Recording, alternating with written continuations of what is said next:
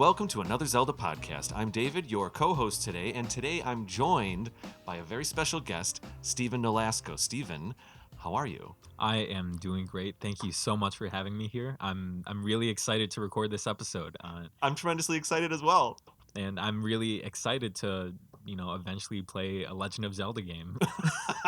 Yes. So some people have probably seen the title of this episode either on their podcast thing or on YouTube or whatever. But yeah, actually, so we just before we started recording, you disclosed to me that you've never recorded a podcast before. You've never been on a podcast or No. anything like that. No, absolutely never. I have recorded like Let's Plays and gameplays before, but I've never recorded just like a pure podcast by itself. Yeah, So, right.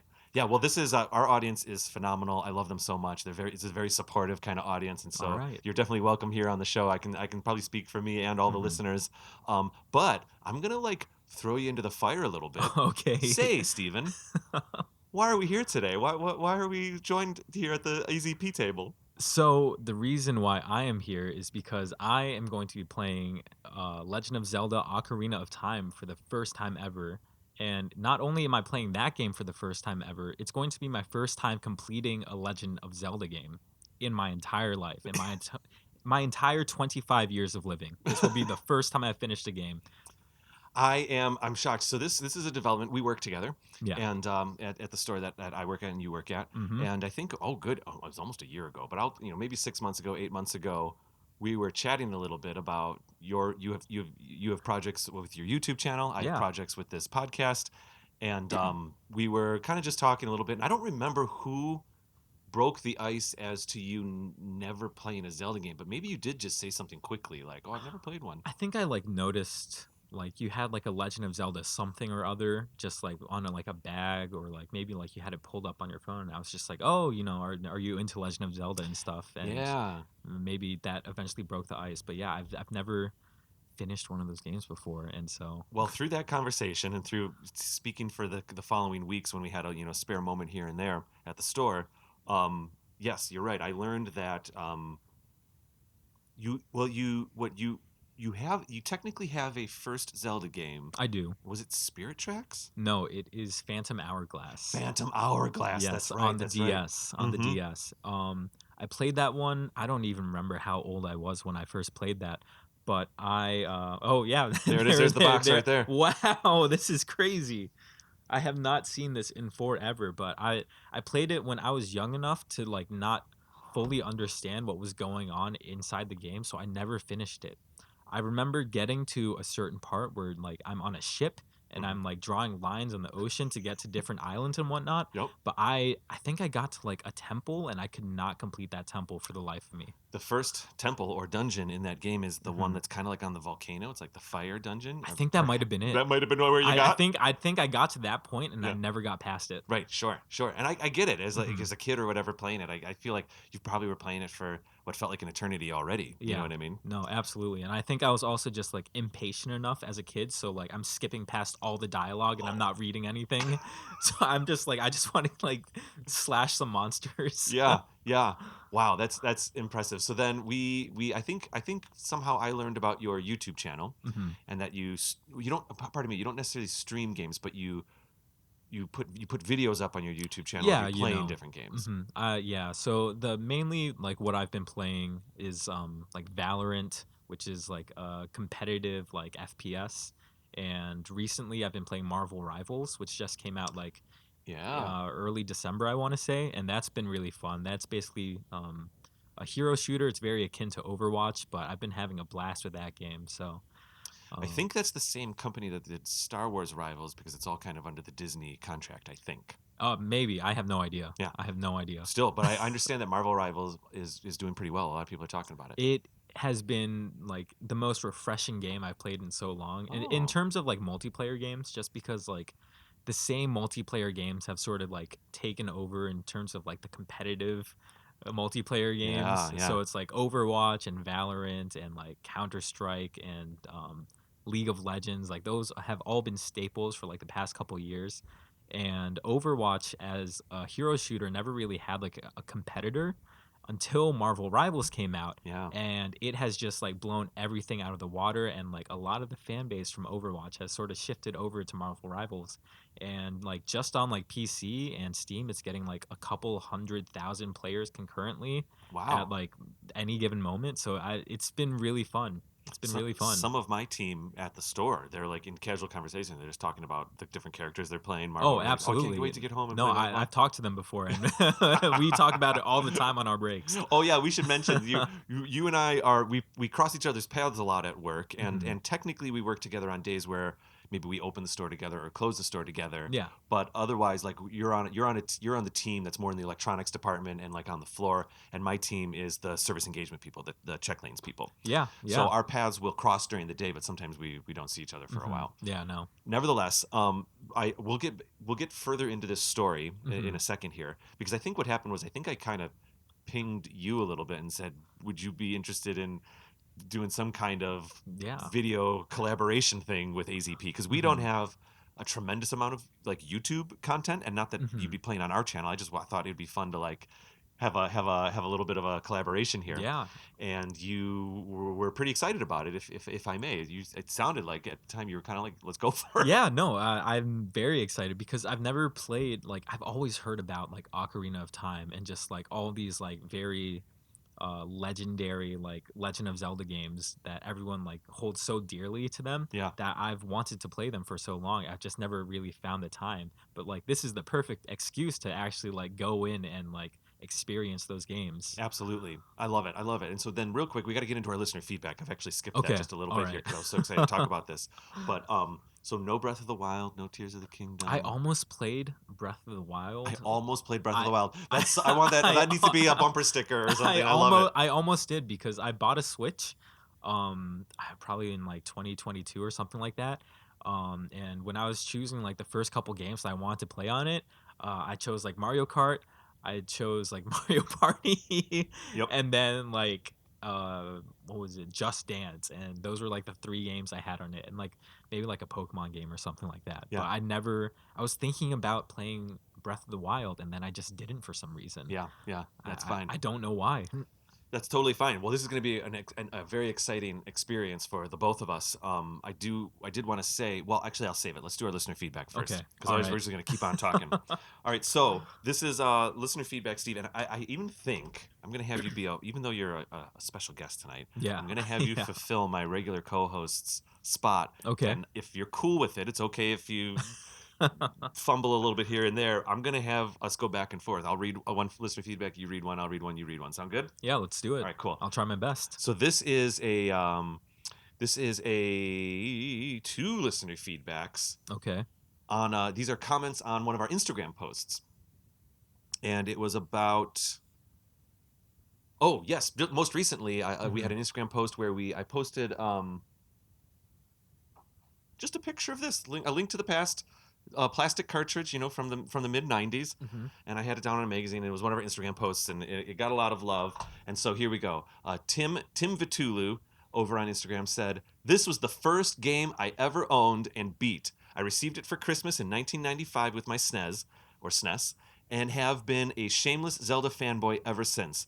I still have the system and this cartridge for nostalgia. I 100%ed a link to the past at least one. I 100% a link to the past at least once per year, and still love it dearly. 3 green heart emojis. We've kind of adopted our listeners. They Mhm. use the green heart emojis as our little like code for Yeah. AZP love, and so now we start getting those all the time, and I love it so much.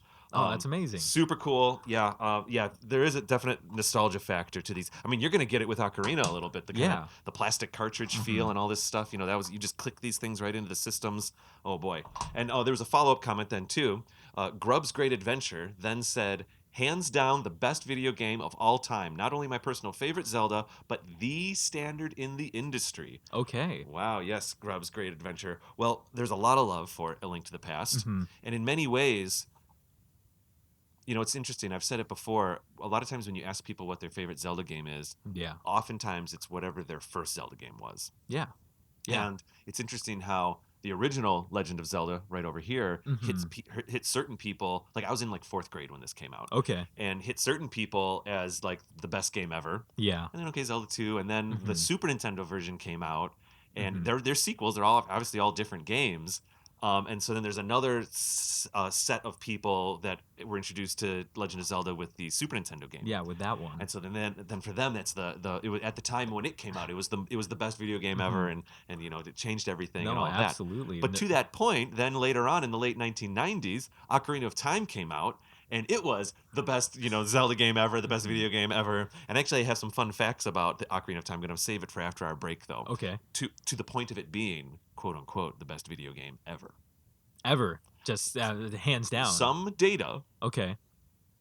suggests so. Yes. Okay. All right. I'm gonna save I'm it. very no. I really want to talk about it. I'm gonna save it till after the I'm break. very interested to hear the reasoning behind that.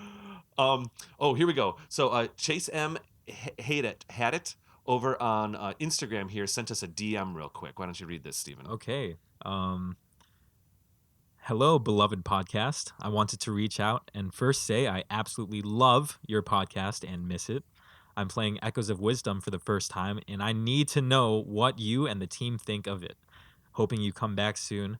Double green heart emoji. Double green heart emojis. Yes. So I think Chase here sent this when we've just come back. As you and I record this, our Mhm. second episode of season 7 is out right now. Okay. Just came out. So season 7 really just kind of came out within the last 3 weeks. All And right. we had a particularly long hiatus between season 6 and season 7. Oh, you know this because you and I have been talking about doing this episode for like 9 months. For quite a while now. Remember, I'd come to you and say like, just another 2 or 3 months. So we're pushing it back a couple months. We're pushing season 7 back a couple Hey, months. and look, we're finally here. And we're here. We're finally here. We're almost a year later. Yes, you're absolutely right. So season 7 had to get pushed back a little bit because I had to produce a totally different show I'm going back to school right now for podcasting. Mhm. Most of our listeners know this. And I had just to get a little bit of context, last semester I had one of my 400 level classes. Okay. And a 400 level class is the kind where you're doing final thesis level stuff. Yeah. And for this class, it was the WCRX Practicum class, you had to make an entirely new podcast and produce a full season of it. Yeah. Like for the class. I think you've told me a little bit about it. Like a little bit. Do you know which one I made? Is it the AI one? It's the AI Yeah, one. Yeah, exactly. Yeah. I was very excited as I was coming up with the inception. I do think I probably talked your ear off about it at work a little bit. But so I had to make that show, and it kind of ate up my bandwidth for getting AZP set up. Yeah. And at the same time, we had our first Another Zelda Podcast spin-off show published, Another Pokemon Podcast. Okay. And they're doing great. They're in their first season right now. Oh, that's awesome. And they're doing really, really well.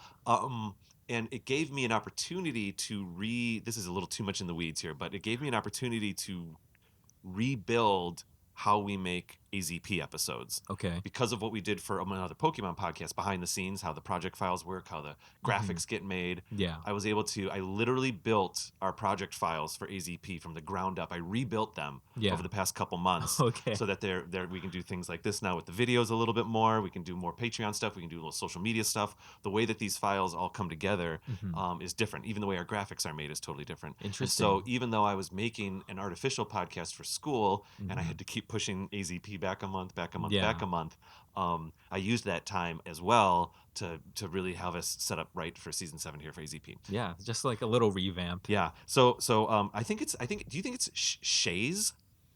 Her name? I don't. Chaise? I can't. I don't Chase know. Chase, we hear from you from time to time, and we absolutely love your support. I love seeing your activity on Instagram and all that kind of stuff. You got to let us know how to pronounce your first name. Send us a phonetic DM or something like that. And also, thank you for being the first fan that I've ever interacted with. Oh, that's right, Steven. Do you have a Instagram handle or anything that you want to? No. I mean, I have like my personal one, but I don't really put that out there. No, fair enough. Okay, cool, excellent, very exciting. And so obviously she sent this, I think, while we were in that interim, and we are so happy to be back. And to hopefully her pleasure, our second episode was an Echoes of Wisdom episode. There we go. It wasn't a full review episode, but it was like a first impressions, and it was a lot of fun. All right, this one, we got a big one here. This is Caleb Shaw over on, I can't tell the service. This might be Instagram. This might be an Instagram DM. You can see that little phone icon? because you can make phone calls on Instagram. I cannot tell. Or it's Facebook, doesn't matter. Here we go. All right, Caleb Shaw says, "Hey David."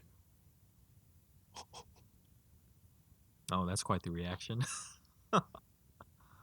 Oh, this is actually kind of personal, but let's do it. Okay, All right, let's hear it. Caleb, thank you so much. This is my personal Instagram profile. Oh, really? I Okay. guess, yeah. Well, we obviously screen grabbed it, so we felt it was appropriate for the show. But let's see Okay. what happens here. All right, Caleb. Ooh, let's bring it down a notch. Hey, David. Sorry to reach out to your personal account. I was debating whether to send this to you or the AZP account, but I wanted to thank you personally for everything you do with 6.5 and the podcasting scene in general. I started listening to Another Zelda podcast in early high school, very early on in season 1. At the time, I didn't know really anybody personally who was interested in Zelda like I was, and your podcast, along with Andy Spiteri's Champions Cast, which is now called the Zelda Cast, they're our Okay. very dear friends over at Zelda Dungeon. We do collaborations with each other all the time, and actually, Steven, once a year, Katie and I, my co-host for Another Zelda Podcast, are invited to their Zelda Dungeon marathon stream that they That's do. really They fun. stream for a whole week That's a straight. cool collaboration. Yes, indeed. It's an absolute blast, and Andy's a wonderful, wonderful person. Let's see. Champions Cast. At the time, helped keep my interest in Zelda alive and well for quite some time. Well, I'm a senior graduating college this year with a degree in digital media. Nice. Absolutely. For one of my audio production classes, I had to produce and create a 6-episode podcast, and I couldn't think of a better model for my own podcast than the work you put into your own. The effort, care, and Jeez Louise, Caleb. The effort, care, and professionalism you bring to AZP is incredible and very easy to spot, especially after having gone through the process of making my own and just exploring the world of digital media in general. I have such a deeper appreciation for the quality content you make. Oh my gosh. As I got to college and found a solid group of people who did share my interest, and as the general busyness of college got in the way, I dropped off listening a little while back. However, recently I've been listening again to refresh myself, to understand what it takes to make a good podcast. And it's been great to have a backlog of a podcast I can always trust to be of a high caliber. So that's my piece. Thanks again, and keep up the great work you and the rest of the team do over at 6.5 and AZP. Caleb Shaw. Oh my goodness, that was Wow, the sweetest thing I've no, read that was in months. so wholesome. So Wow. unbelievably wholesome. Just Yeah. showering you with compliments. That's, Well, and also one of my most exciting things about these comments here is that Caleb also was inspired to. Sometimes we'll get comments where people say like, "Oh, I was inspired to go play more Zelda games," and I love that. That's so Yeah. cool. I No. love it when young listeners go to play the older ones. I love it when older ones who kind of stop playing get their spirit, reinvested or whatever. Yeah. But this is a person who actually went on to make podcast content. Yeah, no, it's a different type of inspiration. Oh my and gosh. I really do think that speaks to the quality of, how you produce everything. We try, and that was really special, Caleb. Thank you. All right, Oh, this one's gonna be. That's so sweet. That really was. We didn't actually. Full disclosure to the audience, Stephen, you and I didn't fully plan who would read which one. We've just been alternating. No idea. Can you imagine if you I got was that? if I was the one that read that? You'd be like, David, I'd be like, I think I hand this over. I probably would have just handed you back the phone and be like, I think this is one for you. Well, here's one from also an Instagram comment. It's going to be a Okay. little hard to read. You might have to zoom in and scroll around a little. So Okay. if All you right. if you stutter or stumble, it's just because the framing's super weird. But Okay. what do we got? Who's the screen name over here on Instagram? Okay, we have Wim the Greenkeeper on YouTube. Oh, Hello to everybody in the crew. I've been listening from time to time to the podcast. The last few weeks, I've been going through all the seasons of the show. David really inspired me to try the original Zelda from the NES again. nice. After being a Zelda fan for 30 years, I'm happy to say I finally beat it and loved every bit of it. Thanks for the great podcast and the inspiration to keep enjoying every Zelda in its own way. Well, there we go. Just to that exact point. That's Yeah. awesome. We didn't actually No. plan this. These were kind of random listener feedbacks today because we No, were getting a few other things That's set perfect. up. That's awesome. Yeah, going back playing the original. It is so much fun playing that original. Mhm. It is. Well, this might be a good segue here, Stephen, because the original Legend of Zelda is challenging to play. Is it? In that back then the vernacular of video games of how you would move a character, like for example, you can't even walk on diagonals. Oh You can no. only walk up, down, left, It's and right just as Link. okay. He can't walk and swing his sword at the same time. There's like all this stuff Okay. that So it's a makes the little bit game. clunkier. It's clunky, yeah, Yeah. clunky. And at the time, of course, it was as smooth as it possibly could be. That's just where video games were. Yeah. Pardon me. Um, but sometimes you go back to these older games and you're like, what, why, Mhm. you're used to like grabbing a paraglider and flying around an open world with Breath of the Exactly. Wild, and Exactly. then you go back and it's 8 pixels by 8 pixels of these things, and some people can get a little frustrated. Mhm. I had my own experience with A Link to the Past, which is a fantastic game. When I Mm, played it for review for this show back in season 2, yeah. I had a little hard time with it, and I had to kind of Really? like calm down and be like, play the game the way the game wants Yeah. to be played. You know what I Mhm. mean? Just go back to playing it a little bit old school. Forget all these new mechanics in these newer games. Well, Just that's it exactly. And so, actually, as a segue to mhm. you, you're about to, let's just say it outright. As of this show is, we're recording this right now, but it's actually going to post probably in 2 more episodes, so about a month from now, Okay. maybe a little bit more. And so, but for the sake of our audience, as they're hearing this, probably around as they're hearing this, Mhm. you've started playing Ocarina of Time Yeah. over on your channel. Yes, Um, absolutely. my biggest thought, you're playing original files. Mhm. I gave you one of my personal Nintendo 64 Yeah, and controllers. thank you for that, by the way. Oh, This is my going to pleasure. like just make the experience so much better. Yeah, it is classic retro. It even has like a ding in the plastic on the side, I Oh, noticed. did it? Yeah, like it's not like a dog tooth or a cat tooth or anything, but Mhm. I'm sure it like just hit a Yeah. cement step, 20 years ago or something like that. Um, and so you're going to be playing Ocarina of Time start to finish through the series of, I can only imagine what might be, I don't know, 5 to 12 episodes of on your YouTube However channel, or long, however long. yeah, maybe it's like a video for each dungeon, or a video for wherever you choose to break it up. I think would be perfectly fine, Mhm. and that's going to be really exciting. I can't wait to watch this Okay. series. um but my first thought was like, Steven plays really modern video games, Yeah. um to the point of a game being old and sometimes hard to play. Ocarina of Time doesn't even have camera controls. Yeah, no, I'm really interested to see how well I can adapt to like this older style of games cuz I do have an N64 that I got from like one of my cousins like years ago, Okay. and I tried playing Super Mario 64 on it, Uh-huh. and I was having a difficult time. Like the controls are very, very different from anything that I've played today. So I can only imagine that playing Ocarina of Time is going to be something similar to that. Right. There's going to, the graphics are chunky. Hmm. They were amazing for the time. Some people, we had Mallory Kuhn, one of our previous blog writers, and she's been on the show a few times. Hmm. She went back to play Ocarina of Time for the first time after playing games like Wind Waker and Twilight Yeah. Princess and some of the newer Zelda, at the time, newer Zelda games. And she said it took her a couple hours to like Okay. just accept that people had triangles for noses and stuff like that. You know Hmm. what I mean? That Yeah. just that the graphics were just really chunky. But then she also mentioned that as she got it, after a dungeon or two, your imagination takes over and you get into it, and it was one of her most favorite experiences. Okay. I think and hope that's going to happen for you. Um, I think I'm going to really enjoy this game. Just based off of how everyone talks about it, I think it's going to be a great experience. I think there's going to be times where as you're playing, there probably will be moments of slight frustration in the controller doing what you want it to do or not doing what you want it to Hmm. do. Yeah. There might be some of the puzzles that I feel. Let me think about this. In Phantom Hourglass, Yes. you might remember that in the early, before you get to the first dungeon, Hmm. there's like a couple puzzles in that game that they got a little clever with the DS. There was one where like you blow out the You blow something. candles to Yes. Yeah, open I the do remember door. that. Yeah, Wow. You yeah. just brought that memory back from like the deepest depth of my mind. All right. Well, and then there's ones where Wow. like you shout at the DS, or there's one where you Yeah. actually close the clamshell of the DS and reopen it, and the top screen prints onto the bottom screen and stuff. Super clever Hmm. stuff, but it's but arguably tremendously not intuitive, right? Yeah. Because it's not even, you're like, oh wait, I can Hmm. blow on this thing, and that's Hmm. an input device. You know what I Yeah. mean?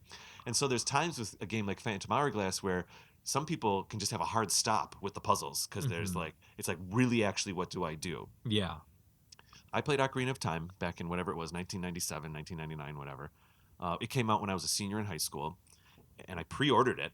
Hmm. Um, a pre-ordered golden cartridge, which is literally this cartridge right here It's next that to one. me. This is my high school cartridge right here, and I'll speak to something about it a little bit later on. Something that's kind of special about it that I didn't even realize until I was doing a little bit extra research for our episode here. Okay. And the internet barely existed back then. Walkthroughs really weren't a thing yet. At best, No. maybe there would be like a text-based walkthrough. Okay. But if you were lucky, you'd walk into like a GameStop, a Spencer's Gift, or a Best Buy, or not a Best Buy, a Blockbuster, and they'd be selling like a user's manual, like this one here for Twilight Princess or something like that. And so this is like what walkthroughs were back then, as you can see. You just read the book and you'd go through. Yeah. I used to have those for like, I don't know, some games that I had growing up, just like random Pokemon games, just trying to figure out little secrets and stuff. That's wonderful. I did not play Ocarina of Time with any kind of walkthrough help. No, just As a high school completely kid. raw.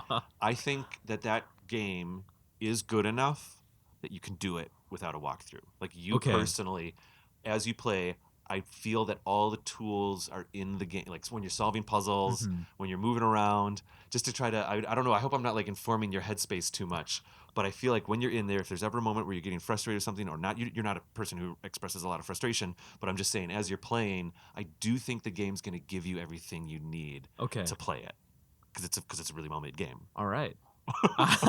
I'm just so excited to play this game. Like I wanted to ask you this. Okay. We'll go to break in a minute here. Let's use the next 5 to 6 minutes before we go to break with this. I want to have a little bit of fun. Okay. Truly, what do you think Ocarina of Time is about? Oh man. Okay, so from what I know, I'm gonna say everything that I know about this game right now. 100%. Let's do it. I know that you play as Link.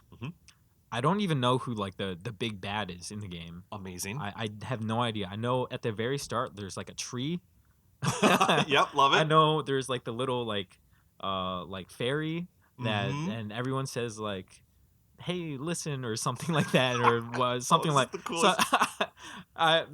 For everyone back home, I'm very, very inexperienced with Legend of Zelda, so this is all that I know.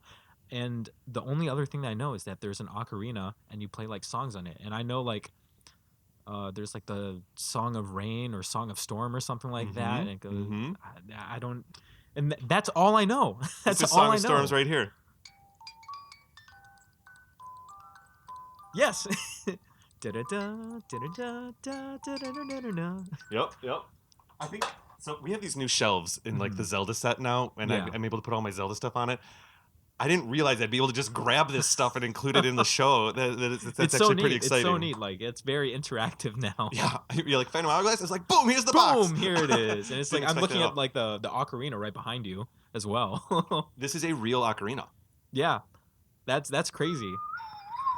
As you can see, I'm very good at it. So the thing is, when I was in 7th grade, I had an ocarina. What? Yeah, I just like I don't know because I saw this one guy on YouTube and he was like playing an ocarina and playing like all these like anime songs and stuff like that, and I'm just like, that's so cool. I actually learned the Song of Storm on my ocarina, dude, and I never even played a Legend of Zelda game. So, I was just like, this is like an iconic song, so I was just like, I learned it. That's the coolest thing in the world.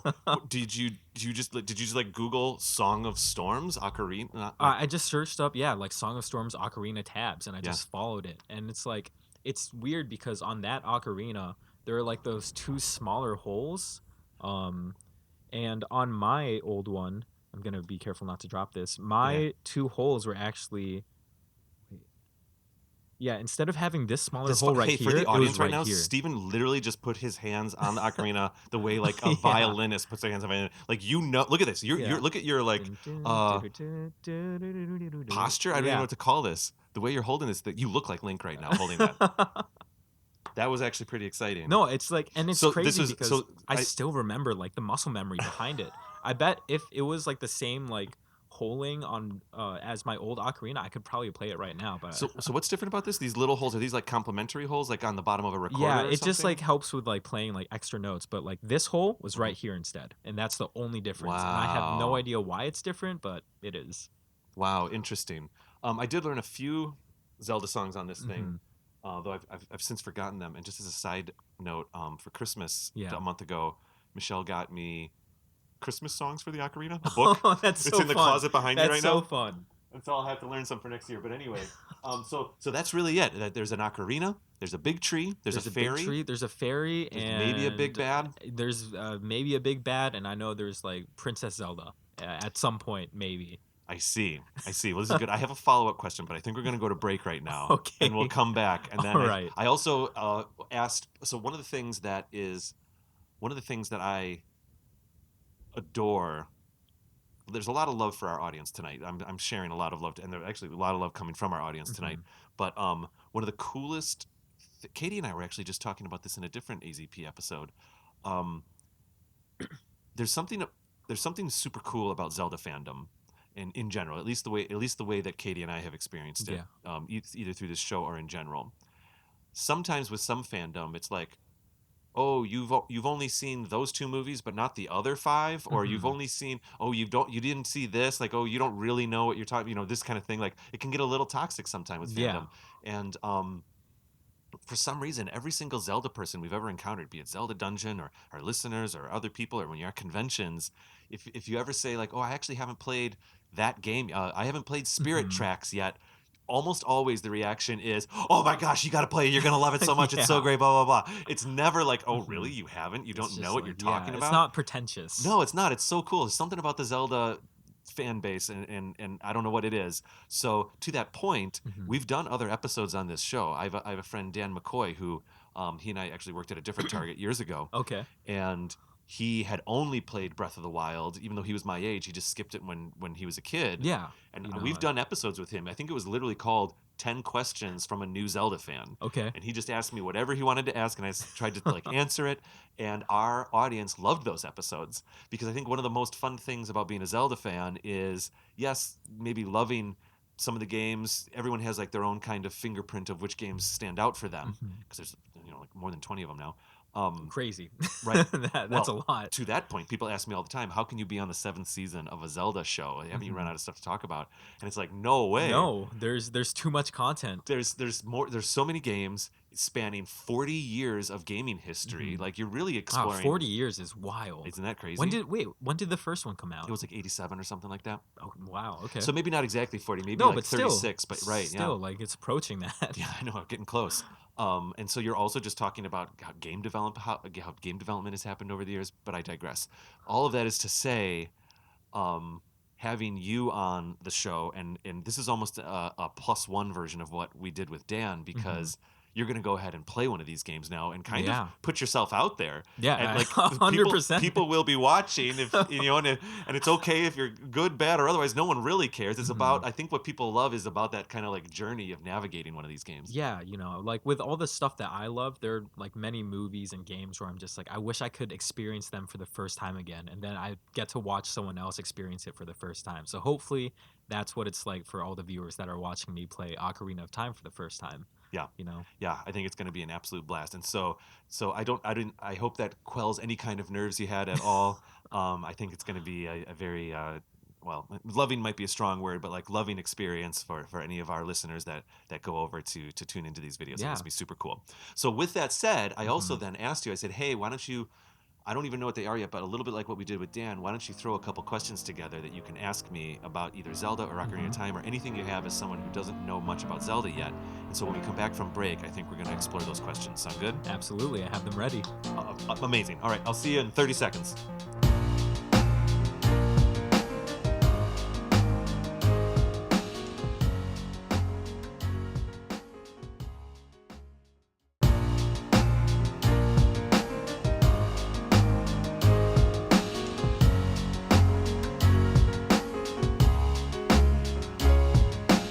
All right, we are back, Steven. I'm having a great time. This is fun hanging out talking I'm about also this. having a great time. This is like a whole new world that I'm entering for the first time. I've only ever been from the outside looking in, and it's feeling great to finally walk into the Legend of Zelda door and like Oh my actually gosh.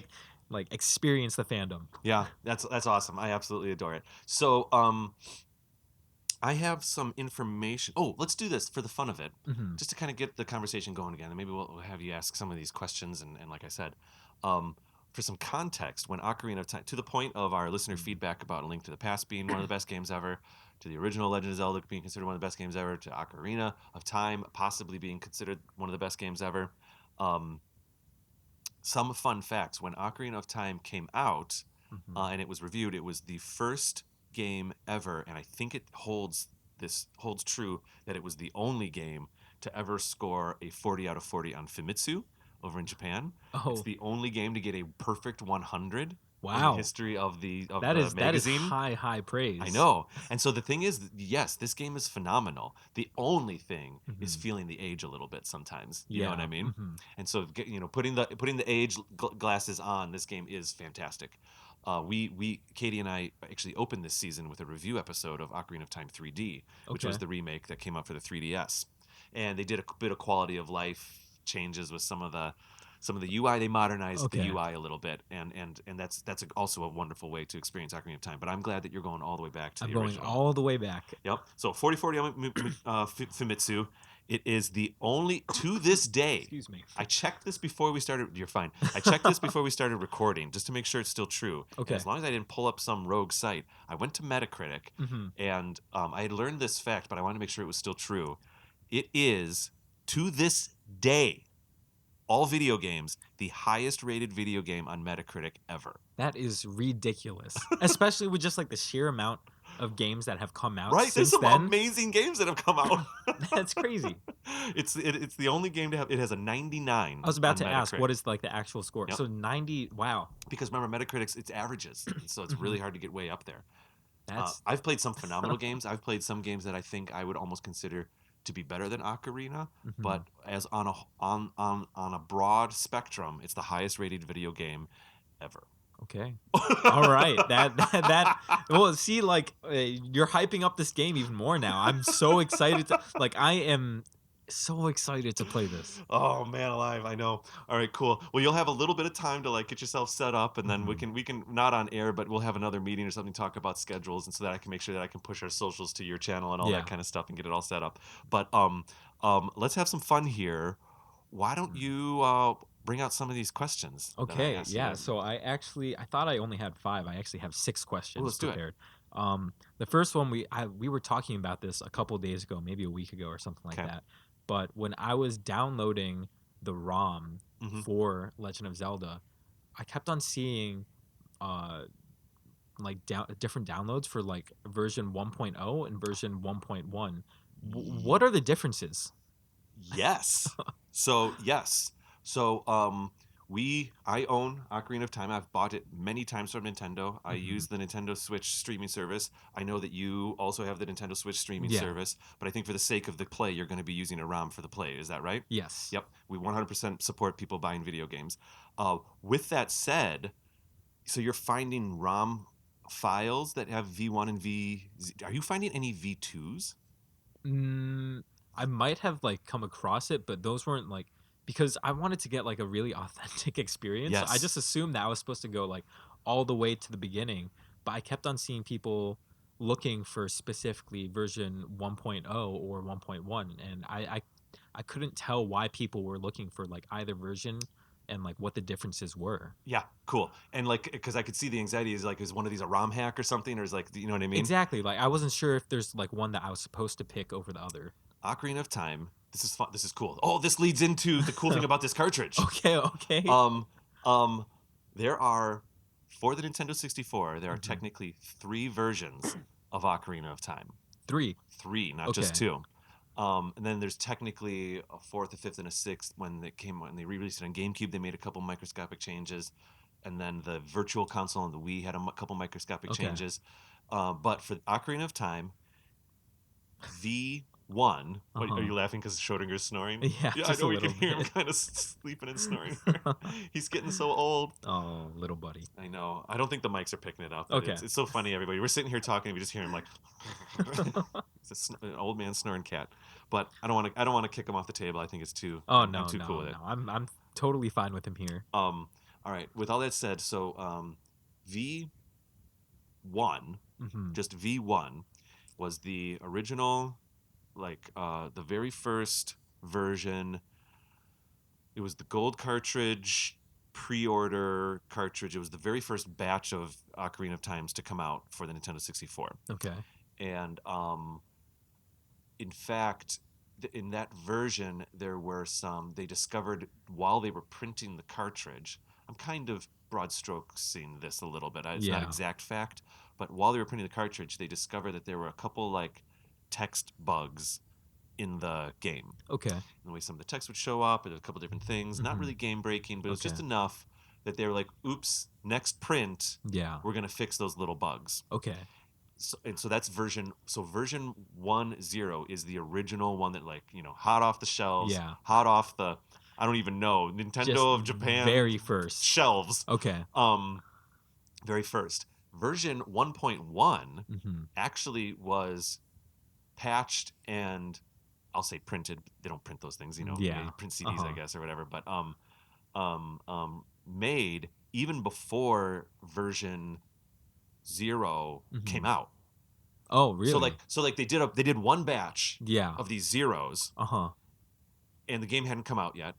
And while they were making it, they're like, "Whoops! Next batches and here on out, Yeah. we're gonna do this version 1.1. Mhm. Yeah, V1 is the original. V1.1 is the modified. Okay. So technically, even if people bought Legend of Zelda: Ocarina of Time on day one back in Mhm. 1999 or whatever it was, in 1997, Yeah. 1999, something like that. I think it was 99 because I think Majora's Mask was 2001 and it was about 2 years later. Mhm. Um, you could have gotten either version, Interesting. and you wouldn't have Very known. interesting. Okay, so one has these text bugs, one doesn't. I'm getting a little distracted right now because I actually checked my cartridge. Okay. I'm picking it up right now off the This one shelf. that you're This is holding. I'm holding a gold Ocarina of Time cartridge right now.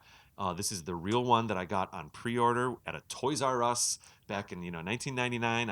I put down my money ahead of time and went Mhm. and got it, and it was all very exciting.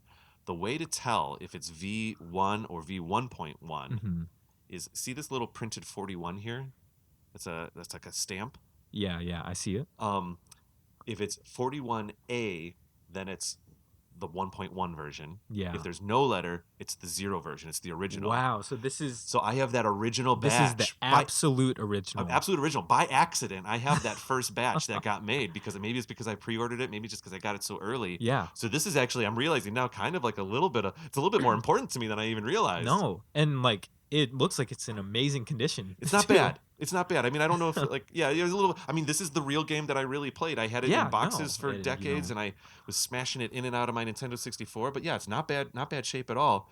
Nevertheless, so happy to have it. Then what happened was, after a Mhm. little bit of time passed, let's just say a year, Okay. um, there was a little bit. I don't know if it was controversy. Might be a strong word, but there were a few things about the game that Nintendo decided they wanted to change. Interesting. Such as Such as, there were three main things that I can think of. The first one the first one I can think of is, in the original version. Mhm. How do I say this without giving stuff away? A certain character at a certain point, um, like coughs up some blood, Oh, okay. basically. All right. Like and like, in Nintendo 64 graphics, like clouds of red Yeah. smoke come out of this person's mouth. And also during, I think we know it's a video game. We know there's going to be a final battle. Yeah. During the final battle, when Link takes a couple sword swipes, there was some blood that would fly into the air. Interesting. And technically, I don't know if this is an American thing or a Japanese thing, but I think in America, the second you have blood literally flying through the air, the game has to be rated teen. So it's no longer E for everyone. So, right, you can have a speckle of blood here and there. You can have blood on something and it can be Yeah. E. Mhm. But as soon as it's moving, apparently, or flying through the air, which That's insinuates more violence, I guess, I or, guess. then it has to be teen.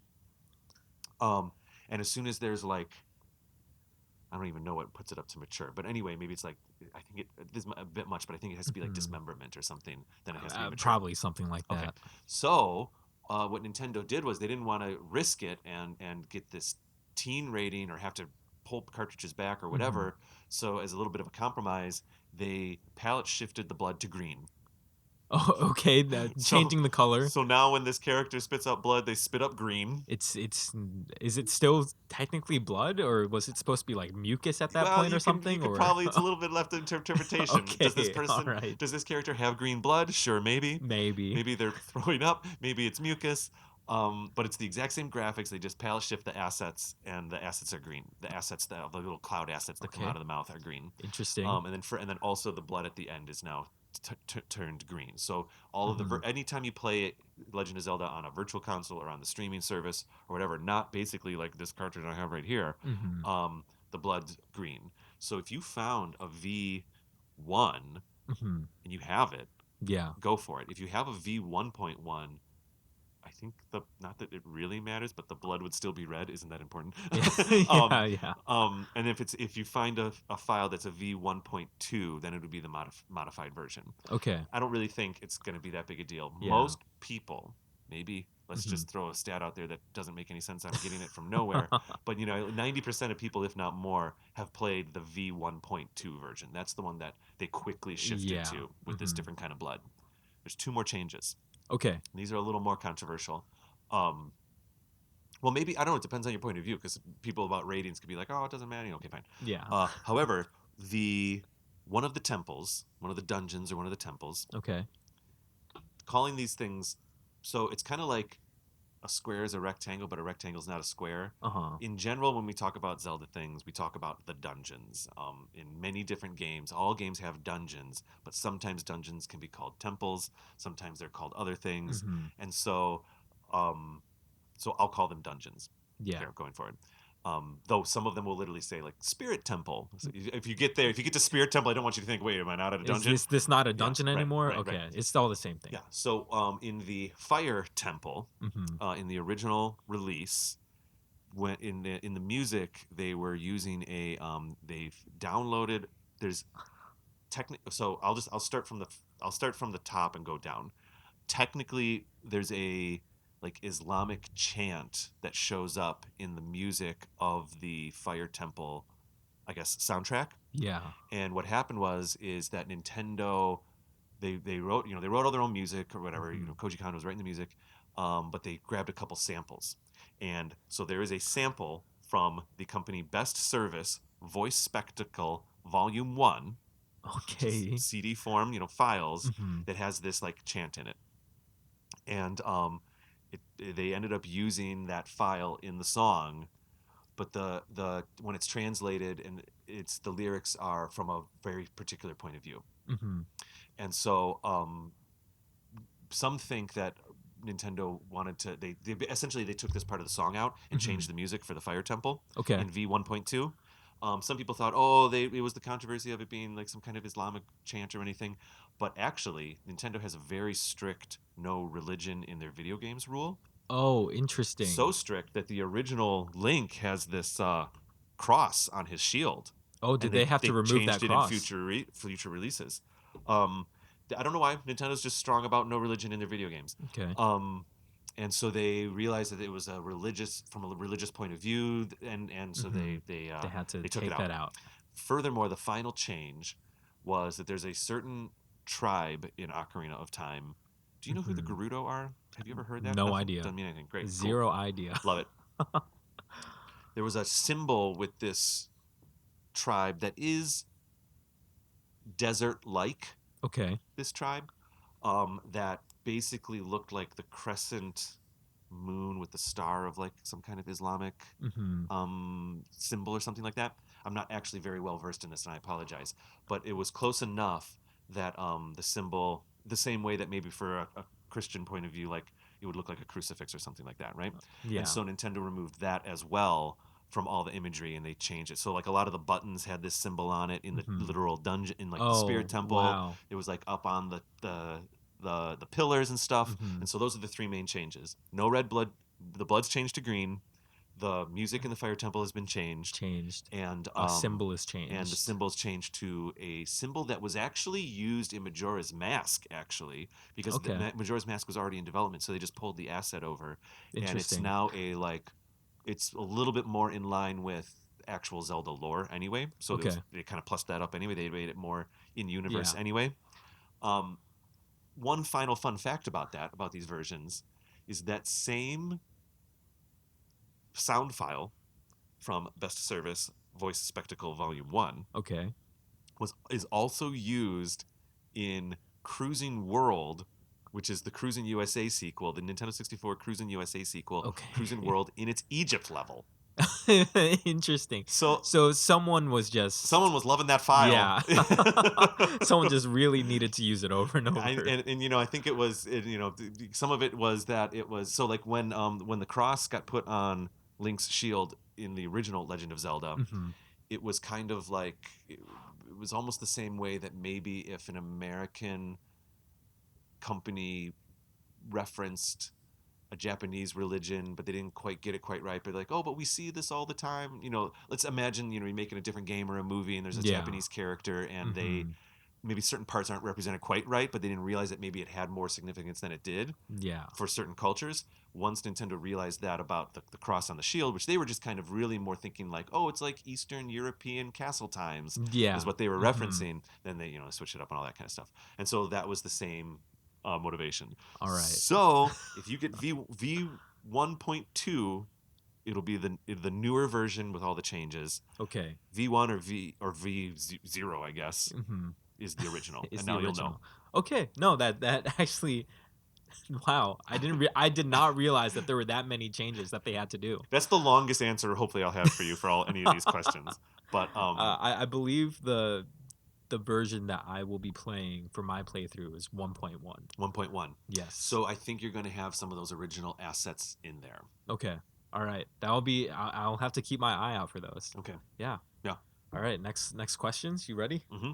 All right. So the next one I have is: are all of the games separate in terms of their story, or is there like any continuity between games Cool. at all, or is it just like a reset every single time? Yeah. Cool. Love it. The, it comes and goes. Okay. So some will be direct sequels to other games. Yeah. Tears of the Kingdom was a direct sequel to Breath of the Wild. Hmm. Majora's Mask is a direct sequel to Ocarina of Time. Oh, it is. Yep. Oh, I had no idea about that. It is the same Link in Majora's Mask. That's really good to know. Mm-hmm. Okay. But what's weird is actually you might realize that the Majora's Mask Link is a kid, though. Oh, I mean, I have I don't know anything about Majora's Mask. All right, so, cool. Don't know anything about that either. All right, I thought maybe you'd seen a picture here or there or No, something. no, I've seen like a picture of like the mask and like maybe like a creepy moon or something. Yeah, I have a Majora's Mask here. Did you see Oh this? yeah, yeah, Look at that right there. That one. My old college roommate made that custom Wow. just a couple months ago. Oh my god, it looks amazing. He does his own like Instagram channel where he does arts and crafts and projects, and he Mhm. makes film content and does stop motion animation. And he decided he wanted to make a Majora's Mask out of foam core. I'm going to grab it for you in a second. Uh-huh. And then, bless his heart, got in touch with me and said I'd like to donate it to the Zelda set, the That- EZP set. That's amazing. Look at Wow. this. It's okay. Be careful with it, but this is a yeah. one-of-a-kind, custom-made Majora's Mask that you're holding right now to scale. This is to scale. Yeah. This is the coolest thing I've. Wow. he got it all cut right and did all the wood texture and the painting and everything like that, and that's the Majora's Mask That is right there. one of the coolest things I've seen. Isn't it amazing? So Amazing piece for the set. okay, I'm just gonna shove it up there real quick. In other ways, though, Mhm. some of the games are lightly connected. Wind Waker Okay. references Ocarina of Time. Oh. But it also says like it's been hundreds of years ago, a Mhm. Link, a hero named Link did a thing. Okay. And so then you're playing as a new Link, the Wind Waker Link, the cartoony looking one. Interesting. There's a fun fact that in Twilight Princess for the GameCube, Mhm. there's a dead old knight that helps Link, Uh-huh. and Nintendo has pretty much all but confirmed that that's actually the Ocarina of Time Link. Wow, just coming like back as a ghost and, and stuff helping. like that. Wow, And helping. That's really cool. So there's links to all the games, That but links links, to oh my all- yeah, goodness. I was about to say. but it is not like a Marvel timeline or a Star Wars timeline where it's like Okay. every like it's absolute like a single braid. continuity. Yeah, absolutely. In fact, there's like one of the biggest. I almost said jokes, but that's almost a little cruel. One of the one of the quirkiest things about Zelda continuity that Zelda fans enjoy is that there's actually a moment in the Zelda timeline. If the games are kind of lined up, like Nintendo's Yeah. officially said this one first, then this one, then this one, Okay. from a chronological point of view. Okay. But Ocarina of Time itself, and maybe when you're done playing this game, you'll have thoughts as to why, Mm-hmm. creates 3 timeline split offs. Oh, okay. So after Ocarina of Time, there's 3 more timelines that happen That concurrently, happened like in because of different this game. dimensions. Oh, okay. All right. Like alternate universes. Kinda, yeah, yeah, absolutely. And so it's all over the place. For what it's worth, Breath of the Wild canonically is thousands of years later from Okay. any of this stuff. It's at Okay. the end of it all. Yeah. Um, and so there's a lot of times where the games contradict each other too. So Okay. there is a timeline. There Uh-huh. is a few games here and there that are direct sequels. Okay. Phantom Hourglass is a sequel to Wind Waker, a direct sequel to Wind Waker. Interesting. Yeah, it's Okay. the same Link and the same Zelda. I guess that makes sense because they like have like the same style, the art style. Absolutely. I Yeah. mean, they're both on the water and all that Yeah. kind of stuff. So Mm-hmm. when you start playing Phantom Hourglass, it's basically picking up with like last time with Zelda or Tetra and Link, Okay. and that's how it starts. Um, I had one more point to say about that. I'm just thinking about it real quick. All those other things. Oh yes, Mm-hmm. there's a thought in recent Zelda fandom, and by recent I mean the last 7 years, Okay. that and sometimes the Nintendo creators, IG Inuma, Miyamoto, and others, will infer this a little bit, Mm-hmm. but the games are called The Legend of Zelda. And legends Mm-hmm. definitively are based on fact but are amplified and passed down the ages, Yeah. and stories are changed and things Mm-hmm. get added and taken out, and when something becomes of legend. Mm-hmm. And so it's not the historical chronicles of Zelda, it's the legend of It's the Zelda. Legend of Zelda. And so some of the creators have said like it's okay. The idea is almost like all of these are just Mhm. legends, and it's Yeah. okay if they get distorted in and out a little bit if they Mhm. don't line up, perfectly. Well, okay. And so that's the idea. That's a fun distinction to make. So it's a soft timeline. Yeah. Okay. That's really interesting though. I didn't know that there were so many like direct I don't even know. Direct sequels. Yeah, Yeah, direct yeah. There's sequels. a few. There's maybe 4 or 5 times where there's one where it's absolutely the very next Link. Mhm. Um, technically, the 2 Nintendo games, the second one is a sequel, Mhm. and technically the Super Nintendo game is a prequel to both of those. But I Okay. don't believe it's the same Link. All right. That kind of stuff. Yeah. Skyward Sword, the one that came out for the Wii, is the very first one ever. That's the Oh, beginning of the inception that's of it. Hyrule and That's all that. all of it. Okay. Yeah, yeah. And then one other fun fact is Breath of the Wild. Um, there are moments in Breath of the Wild, be it Mhm. names of mountains or things in books. Yeah. Breath of the Wild references all of the games. Okay. And so that's another kind of point of view where maybe Breath of the Wild is quote unquote reality, and the 20 previous games are legends inside that reality. Interesting. So, anyways, No, that's really interesting. we'll see. I'm excited. However, I will say that like Ocarina of Time Mhm. is the A New Hope of the Okay. Zelda series. Like Okay. it's the All right. episode 4. You know what I mean? Yeah. It's like it's the anchor, even though it's kind of in the middle of everything. Yeah. It's like the one. Even though there are things that are technically happening before it. Yeah. Yeah. Okay. Yeah. Well, I do have more All questions. right, I'll try to make this go quick. I'm taking too much time. No, it's okay. I love to hear the passion around I all know, this, I and get a it's little great too to hear excited. the history. Is there one game that is considered the most canon? The most canon. Oof. Yeah, Oof. like because there's so many iterations of it. Yeah. Yeah, the most canon. I say it might be, and I don't think a lot of people are going to like hearing this, but maybe it's Breath of the Wild. Yeah, Yeah, interesting. because it references all the others. If you're going with the whole like those are Mhm. stories inside the Breath of the Wild universe thing, Yeah. not a lot of fans love that idea. Some fans are fine with it. It's Mhm. okay. We could be whatever you want it to be. Yeah. The most canon. Oh, I thought he was going to knock over your water. The most canonical. I will say that the timeline split that happens after Ocarina of Time initially Mhm. was like the hardest thing for some fans to wrap their heads around Yeah. and to be pleased with, because I think back then when it happened, when it was released, Mhm. 5-6 years ago, there was this Dark Horse Comics released a Hyrule Historia book Okay. that like Nintendo officially they were like officially this is our timeline. Mm-hmm. And guess what? Halfway down, it splits into 3, and people are like, what? Are you Yeah. kidding me? Right, and this is exactly I used the Star Wars reference a couple times now, but it's exactly the same time where people were really having a lot of fun putting every single little show and movie together to figure out where it all fits. Mm-hmm. Um, um, and so sometimes it's kind of difficult after Ocarina of Time to consider some of those games canon in one way or another. Mm-hmm. But the most, or we can go the other route. We could say Skyward Sword, which is where it all begins. Okay. Yeah. I don't know. That's a tough one. All right. Well, I mean, I think I think the hard answer might have to be that it's Breath of the Wild. Breath of the Wild. Hey, I mean, but like you were saying, it's a Legend of Zelda. There's interpretation to be had. Absolutely, absolutely. Next one is: has there ever been voice acting for a Legend of Zelda game? Because Wow, I've yeah. only ever heard like grunting and like that, yeah, and stuff Absolutely. like that. So That's an awesome question, and it really speaks to your newness to the franchise. yeah. Because Breath of the Wild and Tears does have voice acting. Oh, okay, that's good to know. But only in cutscenes. Oh, okay. And so all of the we've never heard Link speak, if that's what you're asking too, in a way, if that's what I you're mean asking. that is like one of the things that I was wondering, but Yeah. I was asking like as overall. Overall, so Breath of the Wild was the first time we ever heard anybody's voices. Mm-hmm. Zelda having a voice, and all of that was never portrayed in game. It's just like you kind of like Link will get these memories, and there'll be like little cutscenes, and then you'll see a little vignette Yeah. of a moment, and that's where all the voice acting was. Famously in Tears of the Kingdom, Matt Mercer voiced the big bad guy, and I'm not sure if you know who that is, but he's kind of popular in the D&D scene. Okay. All right. But Link has never spoken.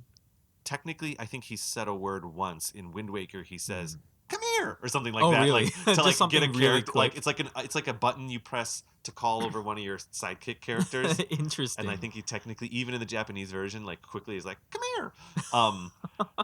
A fun fact about the Link in Ocarina of Time is that he's voiced by a woman, a kind of famous voice actor in Japan, or certainly was famous in the 90s. Yeah. So like to have Link on her resume and vice versa was a cool thing when Ocarina of Time came out. Interesting. Very interesting. All right. That's no, like this Yeah. is all cool stuff to know. I didn't know that there was any of that even in the newer games. My favorite Link noise, Uh-huh. which may be a little Favorite happened to Link you, noise. because he's always like, yeah, Yeah, exactly. No, those are the only things I've ever heard. That's I've all he never does. heard him talk. I know, 100%. Is in Ocarina, it's from Ocarina of Time, and if he falls, there is technically height damage. If you fall from really high up, you'll take a little hit. Okay. If you're falling from really high up and you push forward, though, you can go into a roll and not take that damage. By the way, just a little tip. Okay. Cool. I might forget that. Yeah, I know. You're going to be like 9 hours into this game, and then it's going to happen, and it's okay. But if you don't push forward and he lands hard. Okay. And he kind of just like squats down, almost as if you can. This is a little graphic, but almost like you can visualize the stress that's being put on his shins. Okay. And he makes this noise. Really? Yeah. He's like, I might even experiment just to hear that noise. I might just do that on purpose and just fall from And now somewhere you'll know. really high. That's my favorite Link Okay, noise. no, that's good to know. I'm actually no, I will actively try to do that. He's like, he's like so much pain. That's really fun. And it's funny because his animation, he doesn't do much. He kind of just lands and like quivers a little. And he's just like shaking a little bit in place. Just for a split second, he's like quivering, and he's like, wow, he is internalizing all of that literal just pain. some like silent from screaming. jumping off a 2-story building. That's really fun. Oh man. Okay, what else we got? Okay, so that was my fourth question. Number 5. What is your favorite of the games? And What's my favorite Zelda game? Yeah. And if it's too hard to choose, what are your like top 3? Yeah, copy that. I often speak to Twilight Princess being my favorite Zelda game. Okay. Which was the second GameCube one or the first Wii one, depending on how you want to look at it. Yeah. I do think I was tremendously impressed with Breath of the Wild when it came out. Yeah. And I like Breath of the Wild for different reasons than why I like Twilight Princess. Okay. For me, Twilight Princess, I think there's like 4 standout Zelda games. Yeah. The very first one. Mm-hmm. And then for me, the next one that captured my imagination was Ocarina of Time. Okay. Where you could almost, because I want to give you some context here. When Ocarina of Time came out, the overworld, the Hyrule field that you're gonna adventure through, Hmm. was the like largest thing Nintendo had ever made. I remember reading magazine articles where they're like, it's so large, it takes an entire in-game day to cross it. And it was like, that's amazing. Oh my gosh, I'm going to be on the biggest adventure ever. Hmm. Yeah, it definitely takes about 45 seconds to get from one side to the Yeah. other. It is like a little teeny tiny little sandbox. But when it Hmm. came out, it was the biggest thing they could even do. They were like, it's actually a little sparse. There's not a lot of activity in Hyrule Field Yeah. because they had to use all the polygons just for the field. Just for the actual And field they pepper in itself. like 2 or 3 trees. Hmm. There's not a lot going on. And it's actually a bit, like I said, a bit sparse.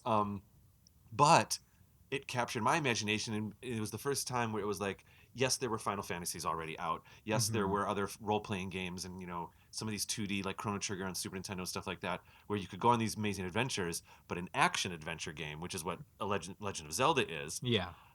it was like, ooh, and now we have Mm. they're all over. Action adventure games are all over the place. But it was like, oh, I can really actually visualize myself now being Link in that adventure, on that adventure. Okay, fine, that Yeah. was Ocarina. Then Majora's Mask came out and it was beautiful and it was great. Then Wind Waker came out and it was fine. But Twilight Princess was the next one for me where Hmm.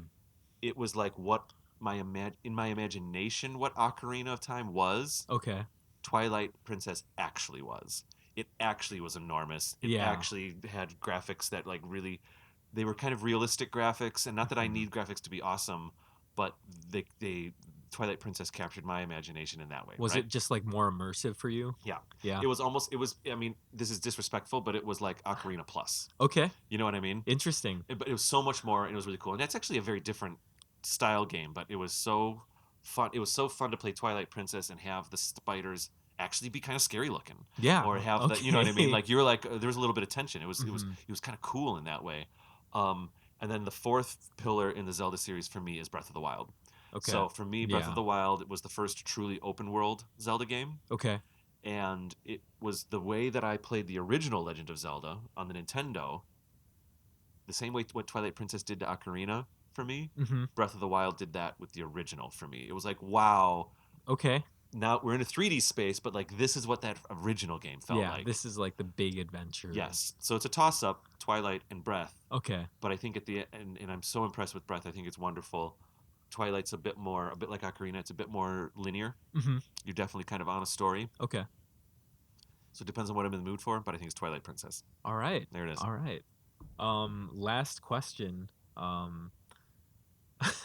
This one is a little bit more obscure, but a lot of games have like Easter eggs Uh-huh. that people are always finding. Is there anything that I should be like looking out for Yeah, when I'm doing my I feel playthrough? like there are a few. Yes. Yeah. Yeah, let's do this. This will happen in your first play session, I'm sure. Maybe Mhm. second, depending on how you chop up your episodes. Okay. When you meet Princess Zelda for the first time, Okay. I'll even make it a little more obvious. You'll meet her in a courtyard. Okay. Maybe just look into some of the windows. Okay. All right. Keep an eye out for the windows. All right. There's Okay. maybe some Easter eggs, maybe. Okay. I think there's a few more in Ocarina, but that's the first one I can think of. Okay. No. All right. I'll definitely I'll keep an eye out for that. It'll be world breaking. You can be like, what? Okay. I'm excited to see what you're talking about Yeah. now. It's probably built it up a little too much, but yeah, No, just man. check out the windows. Okay. All Um, right. and you might even need to do it from first person mode by pushing up on the C button. by That's the a way. thing? Oh yeah. Oh, that's so cool. So you in Ocarina of Time, you play it classic style this way with your left hand in the middle and the right Mhm. hand here. And the way they do it is A button or B button is always sword, Okay. no matter what. A button contextually changes for what you want to do. I think Yeah. its default is like roll or put away sword or something like that. Okay. But if you walk up to a ladder, the A button will flip on the screen to like climb. Yeah, right? And so okay. you watch the button change. Also, fun fact, just as far as the history of video games go, Mhm. that was one of the first times that a contextually based button was used. Interesting. That's used all the time in video games Yeah, now. nowadays. It's like, oh, walk up to the thing and do the thing. But also there were magazine articles that were like, the A button will change as you play, and game reviewers were like, that's insane. How does that work? How does that work? So it was like a groundbreaking thing. Another Mm-hmm. thing that was brought in Ocarina of Time, I've spoken about this many times on the show already, but the Z targeting is what Ocarina of Time calls it, but it's Okay. using a shoulder button Yeah. to have your character focus on maybe a bad guy. Yeah. Happens all the time in video games now. Mhm. Sometimes it even happens automatically in video games right now. Mhm. So you can like circle strafe a character and stuff like Yeah. that. Yeah. Was this the first game to do First that game as to do it. well? They invented it. The people who made Ocarina of Time invented that game mechanic. That is ridiculous. And to some degree, arguably, they also invented the contextually based button thing. Mhm. There's so many things happen with Ocarina. Yeah. It was a real turning point. But the way then you'll do is you'll get accessory items and you'll map them to left, down, and right in your pause menu. So maybe you get a Okay. grappling hook, maybe you get a bomb, maybe you get arrows. You can move them around to wherever you like them. You can map them in the Okay. pause screen. But the top button here goes into first person mode, but you can't walk around. Oh, okay. So I can just like look around. Yeah. Okay. Because you don't have a camera. There's no camera controls. Oh, that's true. There's kind of one camera control. Okay. Z button Uh-huh. will just reset behind you, like so many R buttons do these days. Okay. Yeah. That And makes that's sense. your only camera. So you'll like line link up and then hit Z for the camera to go whoop. And then a lot of times you'll find yourself like, okay, well I want to see to the right. So you kind of move link and then whoop. There's a lot of like Okay. whoop whoop whoop, move the camera. All right. Sometimes it's easier to just be like, you know what? First person and actually look around and observe the room and see what you might need to do. So that's how that'll work. All your items are going to be right down there. Interesting. Oof. It's going to be good stuff. Good stuff. I am very, very stoked. We've kind of already used up our half an hour for the second half. Oh, okay. But that's awesome. I'm so excited by about how much you don't know about this game. I'm going in knowing like essentially nothing. Yeah, it's really cool. It's really cool. I don't know if there's any like mad plot twists. There's not like Final Fantasy VII level things or anything like that. It's just a good game. Yeah. It's just a good game, and let me tell you this. My favorite thing about Ocarina of Time is that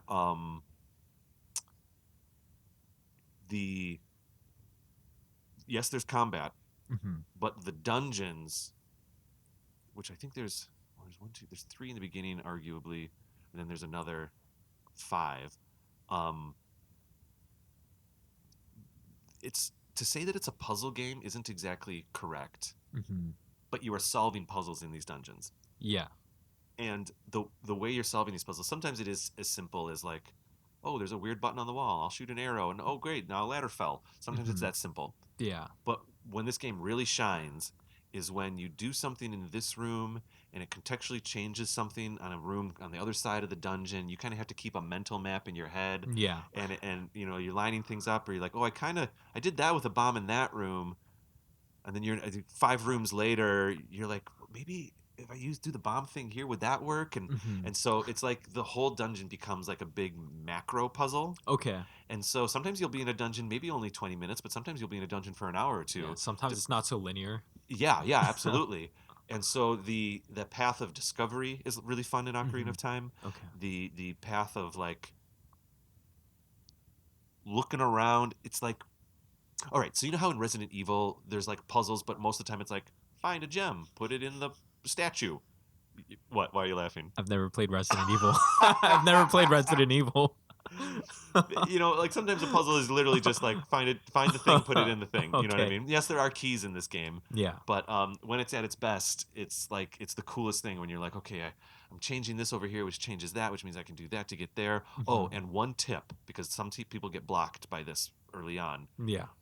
In this game, fire can burn spider webs. Interesting. Okay. It may not be immediately intuitive at first. Yeah. But you can burn spider webs with fire if you somehow get fire. Okay. That's good to know. That's good to know. There we go. We send you off. All right, and this is. Is there a way that you can? Would you be comfortable talking to people about your YouTube channel so they can like go there here? I mean, we can put links in the episode description. And stuff like yeah, that too, absolutely. On YouTube, my username is I'm Stebs. If you see a lot of Valorant and Marvel Rivals content, you have found the right channel. My profile picture is just like a little like purple cartoon avatar of me. And I would really appreciate if you guys tuned in. I'm really looking forward to this playthrough, and I hope that everyone can experience it with me. Yeah, I think it'll be absolutely great. Certainly, when the first couple episodes start dropping, we'll do a bunch of social media posts about it. Depending on when people are listening to this episode, some of that stuff might be out already, and there'll be a link in our episode description to your channel. I'm imagining you'll build it as like a playlist or something on YouTube or something. Oh yeah, probably. Basically. and that'll be a total blast. I can't wait. You know what? You know what? You know what? What? I could embed your playlist on on one of our website pages or something too. Okay. We could maybe even put it underneath this episode on our Yeah. actual website page or something. That'd Like be cool. the links as well, but like Mhm. maybe I'll build a little side thing. Like we do have like a fun stuff tab on our Mhm. website, like Yeah. extra additional things we do. Uh-huh. If we do unboxings or something like that, like all that stuff goes over there. Mhm. Maybe I can throw it in there. So yeah, maybe perhaps just go to anotherzeldapodcast.com as well if you're just clicking around, and you might find your way over to I'm Stebs. Yep. I'm Stebs. Yes. IMSTEBS. It's so funny. You sent me a link. I follow you, and I follow you on YouTube, and I don't think I've ever fully read what the actual channel name was. Like I've never said it out loud. I'm Stebs. Sweet. All right. Excellent. Well, I think we'll get going, Steven. This will be great. Thank you so much for having me. This was really, really fun. Well, then here's the thing. You're coming back at the end of the season. Yeah. So I've already talked to my co-host about this, Katie, who usually sits right there. Maybe we'll have you go here or whatever on the next on the next time you return. But after you've played the game through, however long that takes, we're going to kind of go with the flow here with this. Yeah. But hopefully, I'm sure it'll be by the time, because this is the 4th episode of season 7. We do usually about 24 episodes a season. So somewhere in the early 20s, I'm sure we'll have you back post playing the game. And the three of us will just talk about Ocarina of Time all over again and what it was like. So we'll have someone who played it back in 1999. Katie just played it on the 3DS. She has not played the Nintendo 64 version. Oh, never? But she has played many other Zelda games. And so then we'll have 3 different points of view here. Yeah. And so we'll be seeing you. I mean, it's probably going to be a couple months from now, certainly, back on the show. And that'll be a blast. But in the meantime, we'll see you over on your YouTube channel. Thank you so much. Dude. Oh, cool. All right, excellent. If people want to find me on the internet, I'm at Raptor Paint on all the social media things, on all the things. You can go to anotherzeldapodcast.com, our website, or you can find us on Blue Sky as Another Zelda Pod, X Another Zelda Pod, Instagram, YouTube, all the things, Another Zelda Podcast. Really just, I had a guest once just say, like, just Google Another Zelda Podcast. It's all going to pop up. And it does. It most definitely does. We're doing we're doing some fun things over on our YouTube channel as well. I'm throwing shorts in and stuff like that. You'll probably be in 1 or 2 if that's okay, Steven. 100%. We got the camera going right now. We're saying hi to our magical sword people right now who are hanging out with us here in the studio via the camera. Of course, that's one of our Patreon tiers, and you can also find links to our Patreon packages on our website, anotherzeldapodcast.com, and all of that, all the fun things. We've already talked about I'm Stebs. Steven, is there anything else you'd like to pitch or speak to? Not at the moment. I'm just really excited to play Ocarina of Time. What should we call this episode? Ocarina for the first time? I think I might do that. Okay, Ocarina It's a little for the first cheesy. time. I think I like it. No, but it's perfect. It's perfect. It's perfect. This is my first time, and it's like, or you can even say Legend of Zelda for the first time. Yeah. Well, I'm trying to play on Ocarina of Time. Oh, Ocarina for Ocarina first time. I don't know. Now I'm overthinking it. We'll see. But yes, you're absolutely right.